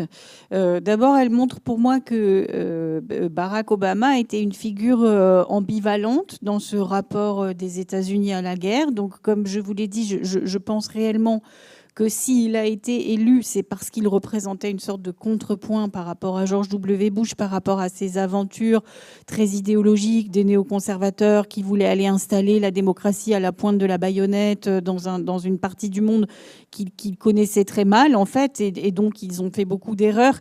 Et donc Barack Obama, par rapport à ça, donnait le sentiment d'être plus réaliste, plus soucieux aussi de ces parties du monde que les États-Unis ne connaissaient pas forcément, plus respectueux des autres cultures, des autres civilisations. C'est pour ça que je rappelais son discours du Caire.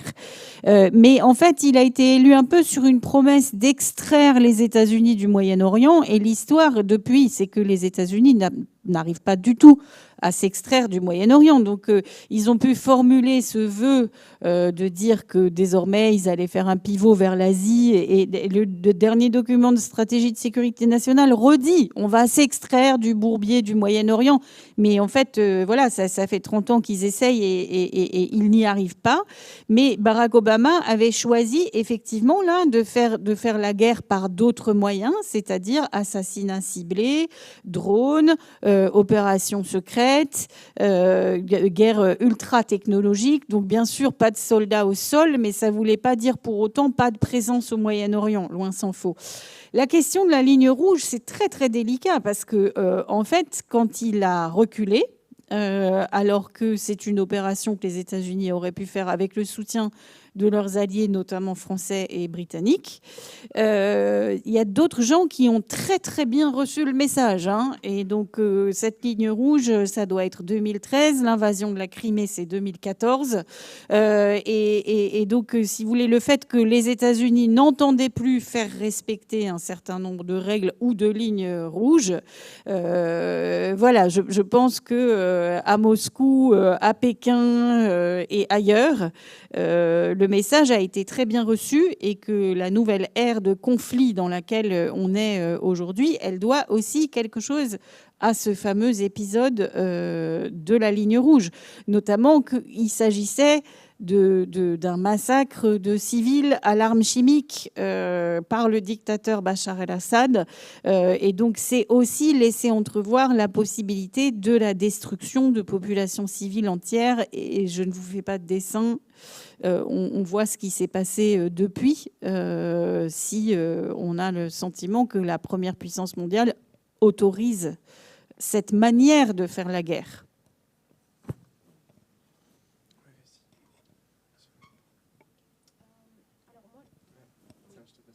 Ok, ça va être plus facile. Il fonctionne celui-là. Oui. Alors moi, j'aimerais bien qu'on aborde la question sur la place des vétérans dans la société des États-Unis, puisque aussi pour rebondir en fait ce que vous avez dit Anne-Lorraine au sujet de Trump, qui en fait fait preuve d'un irrespect assez surprenant vis-à-vis notamment des personnes handicapées, des vétérans handicapés dont il se moque. Donc la question que j'aimerais vous poser en fait concerne les enjeux sociologiques et politiques, idéologiques en quelque sorte, qui surgissent en ce moment et aussi au travers des autres guerres que les États-Unis ont menées. Je parle notamment de la guerre du Vietnam, puis plus tard Irak-Afghanistan.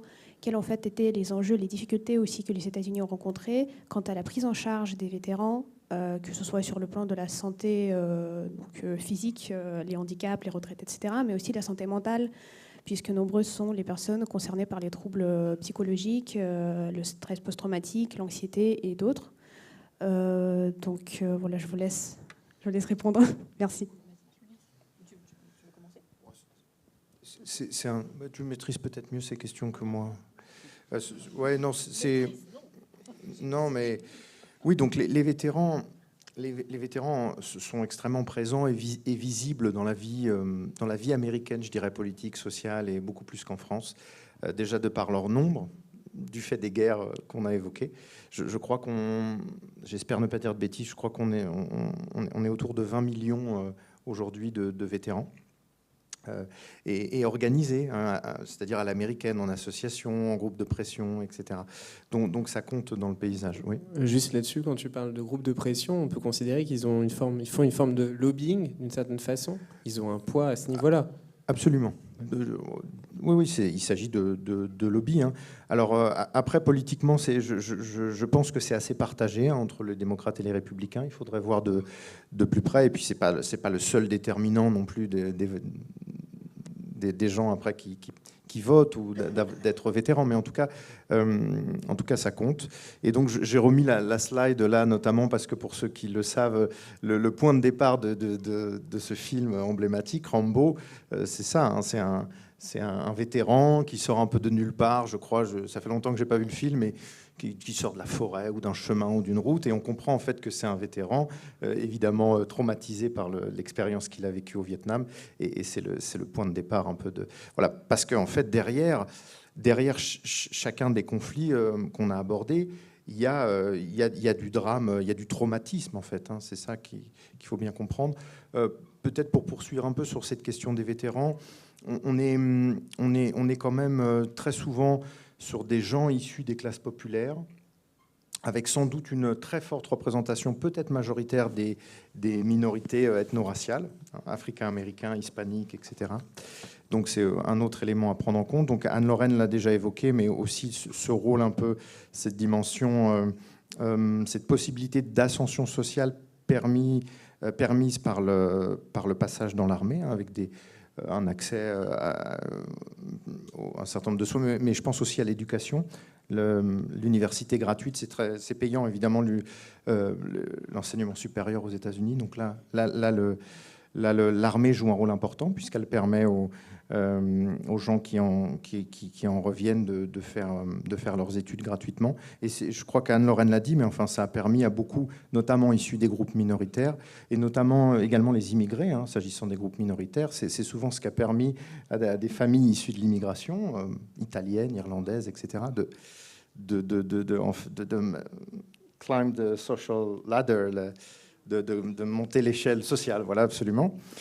Et Donc voilà, c'est un élément important, mais je ne sais pas sur les vétérans, tu vois. Sur les minorités, c'est particulièrement important pour les Africains-Américains, hein. D'ailleurs, on a l'habitude de les voir dans le haut commandement, enfin Colin Powell et d'autres. Mais donc, ça a été très important, l'intégration des Noirs américains dans l'armée. Et ça me permet aussi de dire que d'attirer sur l'attention sur ce qui se passe après les grandes guerres. Parce que, évidemment, après la violence de la guerre, il y a tous ces soldats qu'on rapatrie.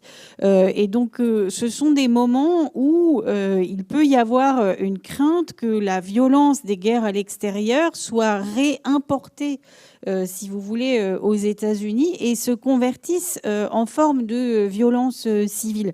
Donc, après la Première Guerre mondiale, la Deuxième Guerre mondiale, donc il faut imaginer là que vous avez par exemple des soldats noirs américains qui rentrent chez eux et qui n'ont pas le droit de vote. Donc après avoir quand même risqué leur vie pour leur pays. Donc évidemment, ça augmente la pression pour le mouvement des droits civiques et une réelle intégration de la population africaine-américaine, enfin, qui avait un droit de vote très théorique et formel, mais qu'il fallait rendre effectif. Mais c'était vrai déjà au moment de la guerre de sécession, où il y a eu beaucoup de volontaires noirs dans l'armée de l'Union.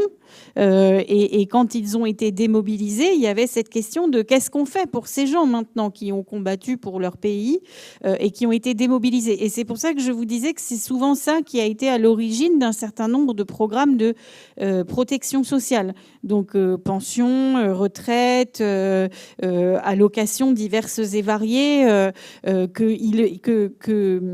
en un sens, c'est légitime de leur accorder quand ils rentrent de la guerre, mais aussi il faut leur accorder parce que sinon ce sont des hommes potentiellement violents, potentiellement armés, qui peuvent venir déstabiliser la société à l'intérieur. Et Rambo, moi je l'ai vu, pas au moment où c'est sorti, je l'ai vu il y a une dizaine d'années et je suis très contente parce que je pense que j'avais beaucoup plus de clés pour le comprendre. Et je trouve que c'est un film magnifique, c'est-à-dire que cet homme qui est complètement traumatisé par une violence, et une violence extrême parce qu'il fait partie des forces spéciales, il revient aux États-Unis dans une société qui a complètement changé, où il n'y a plus de place pour lui. Et donc, c'est réellement, si vous voulez, un élément violent devenu inadapté, mais pas par sa faute. Il est complètement victime de ça, mais dont la société ne veut plus. La société ne veut plus le voir.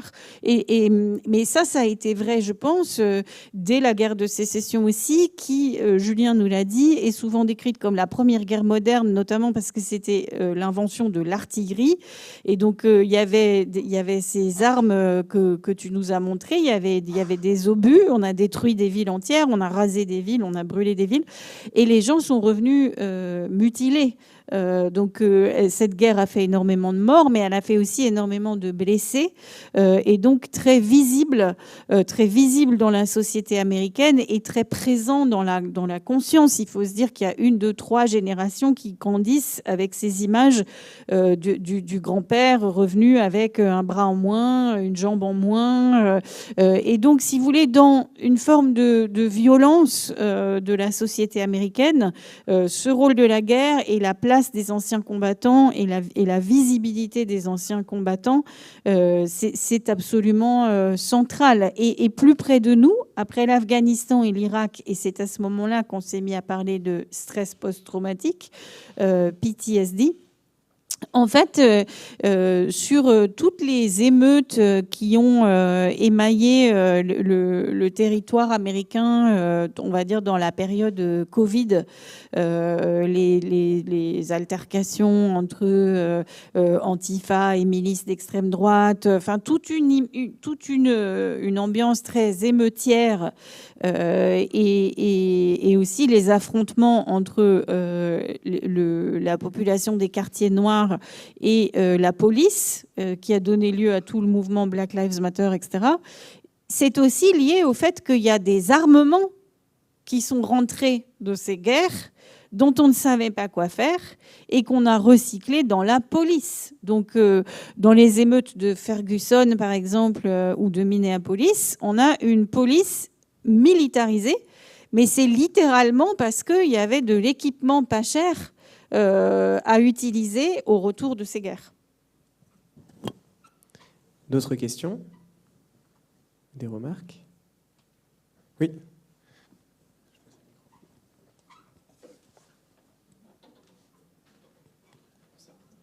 Bonsoir. C'est plus une réflexion générale, mais il me semble quand même que les États-Unis, avec leur président, ont pris l'habitude de faire la guerre en toute impunité. 39-45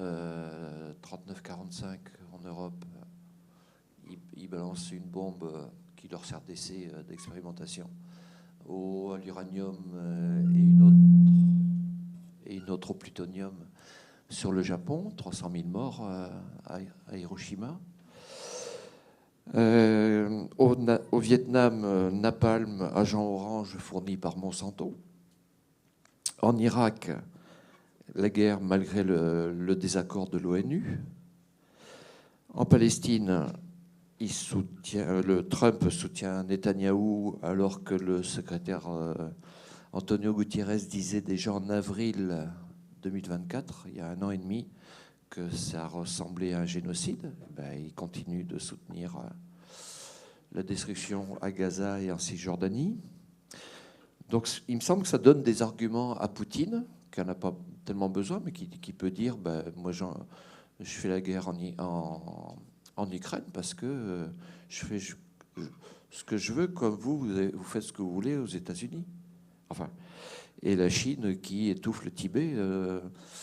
On ne voit plus l'ONU, là, malheureusement, dans un pouvoir de gendarme pour arrêter quelques individus qui ont un impact énorme sur l'ensemble de la planète maintenant, quoi. Donc, c'est quoi la recette miracle? Alors moi, je serais quand même moins sévère que vous. Sur cette dernière séquence, sans doute pas. Mais vous avez parlé de l'ONU, par exemple. Enfin, je pense qu'on n'aurait pas d'ONU, il n'y aurait pas ce système multilatéral, la charte de San Francisco, sans Franklin Roosevelt. Et donc, cette tendance à faire la guerre au mépris... Le droit de la guerre, c'est un des plus vieux droits de l'humanité, hein. Par exemple, pas le droit de prendre des otages, la nécessité de traiter correctement les prisonniers de guerre.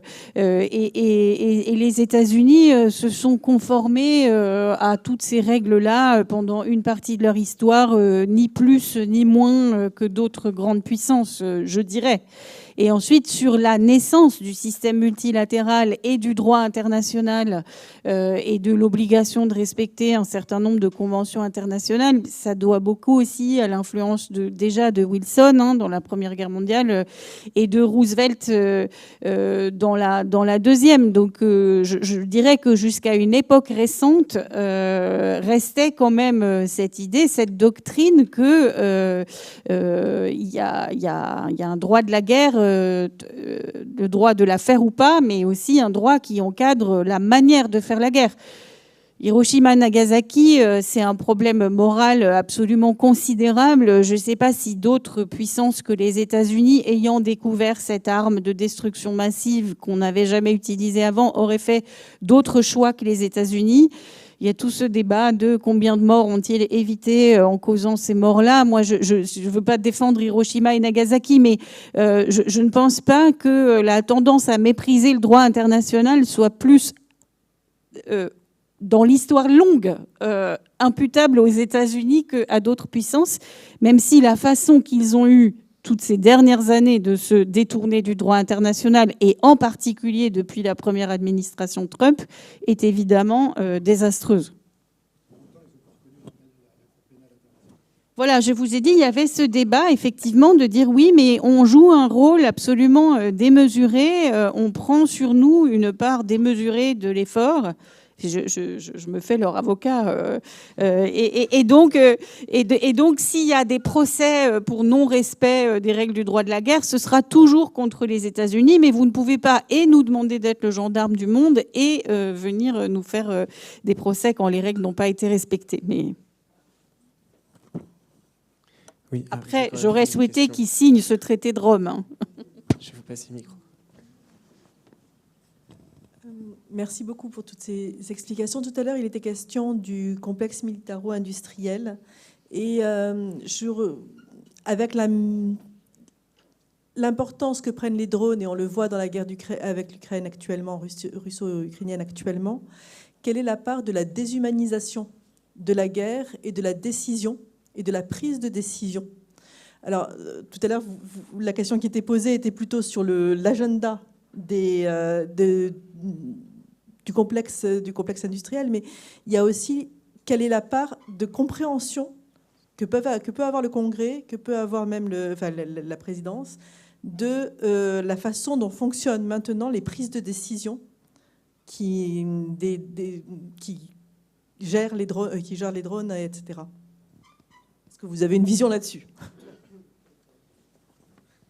Non, alors parce que c'est des questions très pointues et il faudrait vraiment parler aux gens qui voient de l'intérieur comment ça se passe. En revanche, vous avez absolument raison de souligner que c'est la réalité de la guerre d'aujourd'hui qui est complètement modifiée. On voit bien sur la manière de cibler tel immeuble, telle ville, tel village, que ce sont des décisions que ce sont des cibles qui sont désignées par des algorithmes qui brassent une masse de données. Et donc, cette histoire de la chaîne de décision, de la chaîne de commandement qui est absolument cruciale dans la culture militaire aux États-Unis et ailleurs, je pense qu'elle est effectivement complètement modifiée par cette guerre ultra technologique qu'on mène aujourd'hui et qui a aussi fait de certaines entreprises privées, comme bien sûr Starlink d'Elon Musk, des acteurs stratégiques à part entière. Donc là, on entre vraiment en terrain inconnu. Je pense qu'on n'a jamais fait la guerre de cette manière jusqu'ici. Et ce qu'il faut espérer, c'est que le droit rattrape ces réalités et qu'on apprenne à domestiquer toutes ces technologies. Je prends...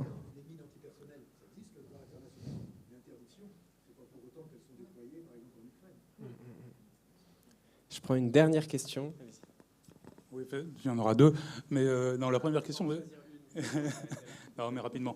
Le premier point, vous avez souligné l'importance de la guerre de sécession dans le roman national américain et les traces qui en restent aujourd'hui.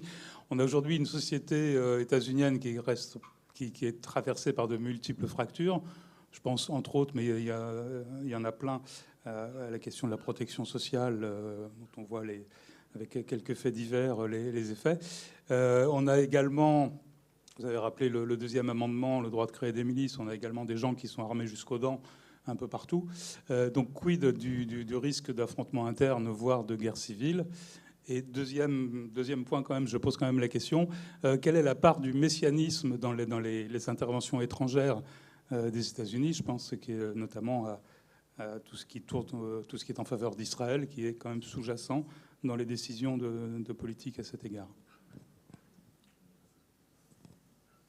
Bon, deux très bonnes remarques et questions, mais évidemment compliquées à répondre comme ça en quelques mots, surtout à ce stade de la journée.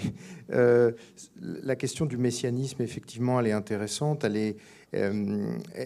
Évidemment, il y a une sincérité parmi certains acteurs, et surtout des acteurs clés à la période Bush, on l'a vu actuellement également. C'est aussi en fait des arguments qui sont mobilisés avec derrière des intérêts beaucoup plus terre-à-terre, beaucoup plus prosaïques, économiques, etc., géopolitiques. Donc voilà un élément peut-être de pondération sur cette question. Et puis, pardonnez-moi, je ne me rappelle plus de vos... J'aurais dû prendre note. Ah oui, alors, et on terminera justement là-dessus. Effectivement, c'est une question qui peut être intéressante d'ouverture. Jusqu'à quel point... En fait, sur votre première question, juste, c'est une recommandation de lecture si vous vous intéressez à ces questions. Il y a un grand spécialiste de la politique étrangère américaine qui s'appelle Walter Russell Mead et qui a expliqué qu'en fait, il y avait toujours eu 4 courants majeurs dans la politique étrangère des États-Unis qu'on peut référer à 4 présidents, un peu comme ça, des figures tutélaires, qui ont représenté quelque chose de différent. Et donc, je vais essayer de ne pas me tromper. dans ces 4 figures tutélaires qui permettent de comprendre certains courants sensibilités dans la politique étrangère américaine. Donc il y a Jackson. Donc Andrew Jackson, c'est intéressant parce que c'est un héros des guerres indiennes, donc des guerres qui ont été très brutales. Donc c'est un nationaliste, c'est un militariste, mais c'est aussi un des premiers grands présidents démocratiques qui a ouvert la Maison Blanche à toute la population. Il venait de la plèbe et pas de ces dynasties d'aristocrates qui dominaient la politique. Voilà, donc ça c'est Jackson. La deuxième figure à laquelle on peut rapporter un courant de politique étrangère américaine, c'est Wilson. Et donc là, c'est plus donc Wilson était très croyant, presbytérien, et donc un président très moraliste, et qui pensait qu'on faisait la guerre au nom de principes, de valeurs. Et c'est lui qui a engagé donc son pays dans une guerre dont il ne voulait pas. Enfin, on le sait. Mais donc et au moment des guerres néoconservatrices en Irak, Pierre Asner, qui est formidable spécialiste de relations internationales, parlait de wilsonisme beauté pour les néoconservateurs. Il reprenait les idéaux de Wilson, et voilà, pour répandre la démocratie à la pointe de la baïonnette. Et puis il y avait Hamilton aussi. Alors lui, c'est le penseur de la première banque centrale, donc de la puissance économique, donc des États-Unis. Donc plutôt, on domine le globe quand on a la première économie du monde. Et j'en oublie un. Jackson, Wilson, Hamilton. Terrible, il m'a échappé. Jefferson, c'est la démocratie des premiers temps, c'est la démocratie exemplaire, et c'est l'idée que la République se perd et se corrompt si elle devient un empire. Et donc ça, c'est au contraire, il prévient contre la dérive impériale. Voilà. Et je réponds beaucoup plus vite à votre question sur guerre civile, possibilité de guerre civile. Non, moi je n'y crois pas. Mais par contre, épisode de violence civile accrue, persistante, terrible, on y est déjà. Enfin, vous voyez la violence civile aux États-Unis, les milices, l'insurrection contre le Capitole, les massacres sans arrêt. Donc, on est dans un moment de violence civile accrue, comme il y en a eu d'autres dans les États-Unis et dans l'histoire des États-Unis, et souvent après la guerre. Violence civile accrue après la guerre civile. Violence civile accrue au moment du Vietnam et autour des droits civiques. Enfin, Et justement, les 4 courants que tu nous as décrits sont encore présents, animent encore la société et peuvent justement se ressentir dans ces tensions. C'est très parlant, vraiment, les articles parce qu'il a écrit un livre, mais comme souvent, les spécialistes de politique étrangère américaine, ils écrivent aussi des articles dans des revues, et je vous recommande la lecture des revues. Ça permet parfois d'aller plus vite que de lire un livre de 800 pages.